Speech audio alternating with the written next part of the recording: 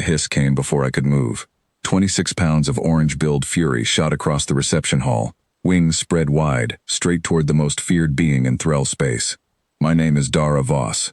I was a junior attaché with the Terran delegation, which meant I carried bags, took notes, and stayed quiet unless someone spoke to me first. We were 3 weeks into a summit that would decide whether humanity and the Threll Compact became allies or strangers who avoided each other for the next century. It was slow, careful, exhausting work. Nobody expected a goose to change any of it. Gerald was a Toulouse goose, and he belonged, in every practical sense, to my 6-year-old nephew Milo. Milo had come along on the trip because his parents were on a research contract nobody could interrupt, and Milo would not sleep, would not eat, would not stop crying, without his goose nearby. I fought station administration for a full week to get Gerald cleared as an emotional support animal. I won only because nobody had ever written a rule that excluded him. Nobody had imagined they would need to.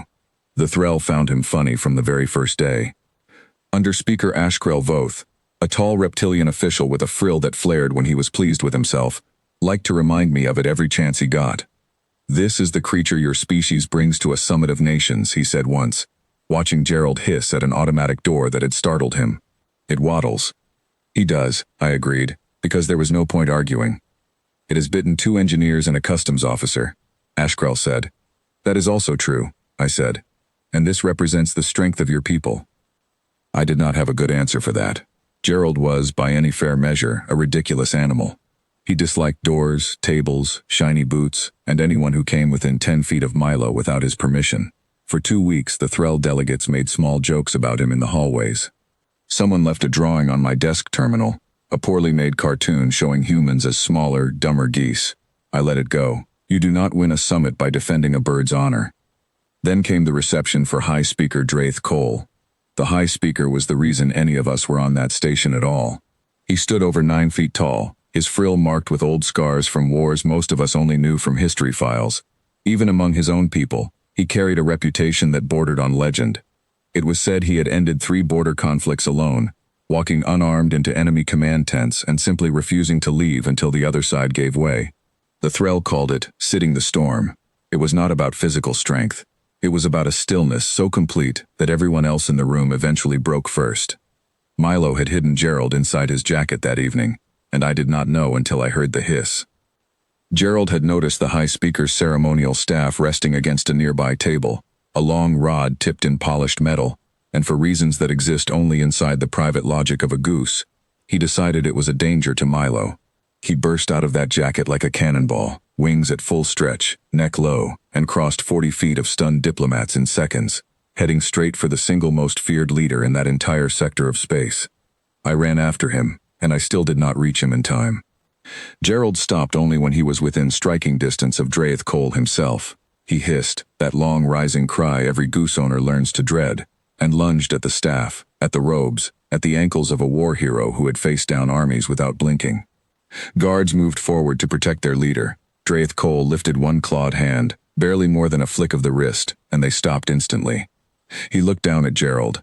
Gerald looked up at him, wings still raised, and hissed again, lower this time, daring him to try something. The entire hall had gone silent. I stood frozen at the edge of the crowd, certain I was about to become the reason human and Threll relations collapsed before they had properly begun.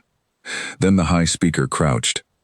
Slowly, all 9 feet of him folding downward until his eyes were nearly level with the goose. For 3 long seconds, neither of them moved. An ancient warrior who had never once needed to raise his voice, and an angry farm bird who had once lost a fight with a garden hose, staring at each other in complete silence. Gerald did not blink. Geese rarely do. But more than that, he did not step back, did not lower his wings, did not do a single thing that any sensible creature does in the presence of something 11 times its size and armed with claws that could tear through metal plating. Draith Cole made a sound then, and it took me a moment to place it, because I had never heard a Threll do it before. It was laughter. "It does not know," he said, and his translator carried something close to wonder, "that it is supposed to be afraid of me." "He's never known that about anything, sir," I said, my voice shaking. "I am so sorry. Let me take him away from you." "Do not," he said, still watching Gerald without looking away. "I have seen soldiers flinch from my presence. Generals lower their eyes. Once an entire war council left a meeting rather than finish speaking with me in the room. I have built an entire career on the simple fact that nothing looks at me directly and remains where it stands. Gerald hissed a third time and took one furious step closer, wings snapping wide, because apparently even a high speaker does not get to stand near that staff without a proper challenge. Draith Cole actually leaned back an inch. "It is advancing," he said, sounding almost delighted. "He does that, sir," I said. "He truly does not know who you are. This is not a message from my government, I promise you that." "I did not say it was unwelcome," he replied. He rose to his full height and turned to face the silent hall, and the dry, rattling sound of Threll laughter began to spread through the crowd, delegate by delegate, the tension of the whole evening draining away like water through an open drain. "Under Speaker Voth," he said, and Ashkrell, standing near the refreshment table trying very hard to disappear, straightened his frill. "You called this creature a joke 2 weeks ago." "High Speaker, I did not mean any disrespect," Ashkrell said quickly. "It does not know rank," Draith Cole said, still watching Gerald, who had lost interest in the staff, and was now inspecting the hem of the High Speaker's robe with deep suspicion. "It does not know war record, or the weight of a title, or the number of scars a leader carries. It knew only that something it loved was near something large, and it decided the size of that thing did not matter. We have spent 400 years teaching our people exactly who is permitted to fear whom. This animal has never once considered that question." "He is not actually brave, sir," I said, because someone needed to be honest.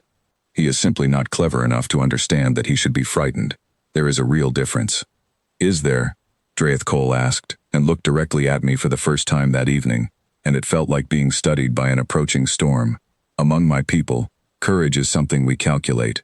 We measure the danger, we measure ourselves, and we choose our actions from that measurement, and we call the correct choice wisdom. Your creature calculated nothing. It simply decided, and it seems to have made that same decision about every dangerous thing it has ever encountered in its short life."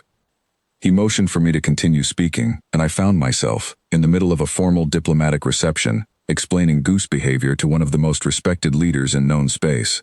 I told him Gerald had a small brain and a large attitude, that he loved fiercely, and defended what he loved without doing any math about the odds, that he had bitten an engineer once simply for standing too close to a vegetable garden, that he hated automatic doors for reasons nobody, not even Milo, had ever managed to discover. Draith Cole listened to every word with the same focus people said he gave to treaty negotiations. "Under Speaker Voth," he said finally, "you will remove every joke about this creature from the summit record." "At once, High Speaker," Ashkrell answered, his frill completely flat now, which I had learned was the reptilian version of turning pale. "And you will note, for the benefit of this delegation," Draith Cole continued, "that I have just been challenged, without warning, by an unarmed animal a fraction of my size, in front of my entire court, and that I consider it the most honest moment of this entire summit. The humans did not send their strongest warrior or their sharpest negotiator to test me tonight. They sent something that simply does not know it is supposed to lose. I am beginning to understand why this species keeps surprising us." I lifted Gerald into my arms. He complained loudly, wings flapping in protest, completely unbothered by the fact that he had just faced down a war hero and won. Somewhere behind me, Milo was cheering like his goose had just won a championship, and in a strange way, he had. The trade agreement was signed 6 days later.